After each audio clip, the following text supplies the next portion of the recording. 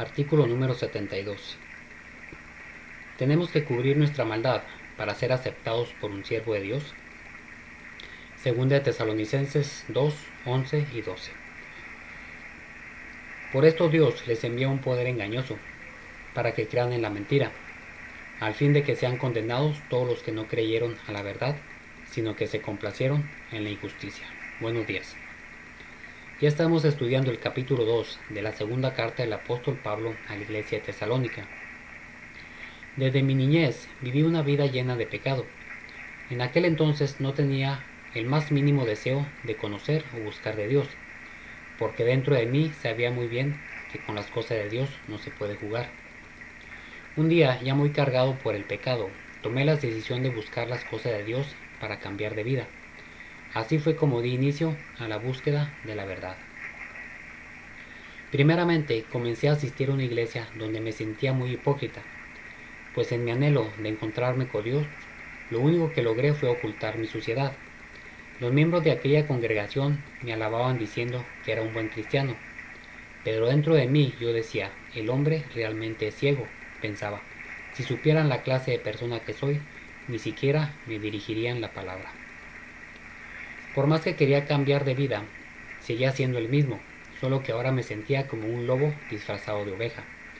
Finalmente me convencí que en aquel lugar no sería libre de pecado, así que me fui en busca de una iglesia que me pudiera ayudar a salir del pecado y de la condenación. Asistí a una iglesia que anunciaban mucho en la radio, pero para mi sorpresa, el primer día que asistí me di cuenta que los miembros de esa congregación levantaban en alto al pastor, y lo peor de todo esto era que el pastor recibía los halagos. Yo no conocía la verdad, pero pensaba que al que deberían de exaltar era a Dios y no al hombre. Después me fui a otra iglesia, pero desde que entré me di cuenta que estaba en el lugar equivocado. Era una iglesia de gente rica, y todos me miraron como diciendo, creo que se equivocaron de lugar. En aquel momento casi pierdo toda esperanza de encontrar un lugar donde poder ser libre del pecado. Pero seguí mi búsqueda. Escuché que había una muy buena iglesia en el centro de la ciudad, donde podía encontrar una buena guía espiritual. Así que tomé la decisión de asistir a tal iglesia. El primer domingo que fui me sentí muy bien. Todos nos recibieron con gusto y estuvieron muy contentos.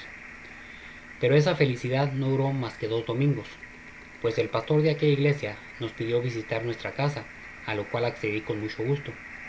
Pero ¿cuál fue mi sorpresa cuando aquel pastor llegó a mi casa con un formulario diciendo que si quería ser parte de su congregación debería llenar aquella solicitud y que además necesitaba cartas de la iglesia anterior donde especificaran cuál había sido mi conducta?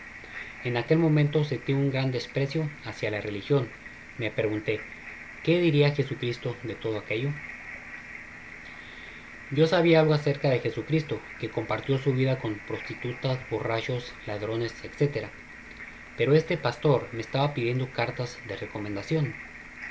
De esta manera di por terminada mi búsqueda de una iglesia que me ayudara a salir de la condenación y del pecado.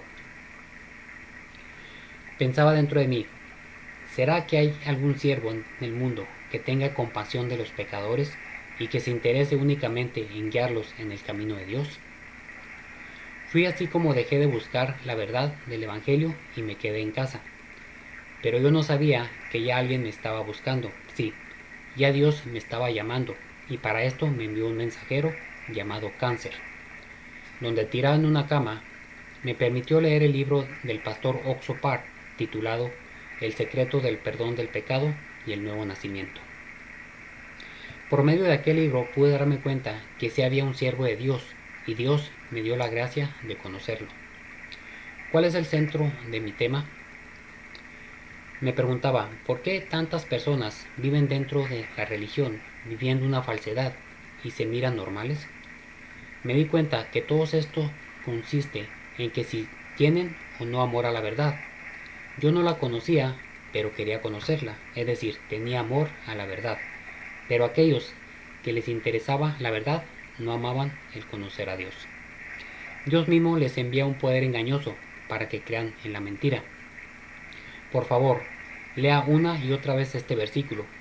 y si no tiene amor hacia la verdad, arrepienta su corazón. Estoy seguro que Dios le enviará un siervo verdadero. Hasta la próxima.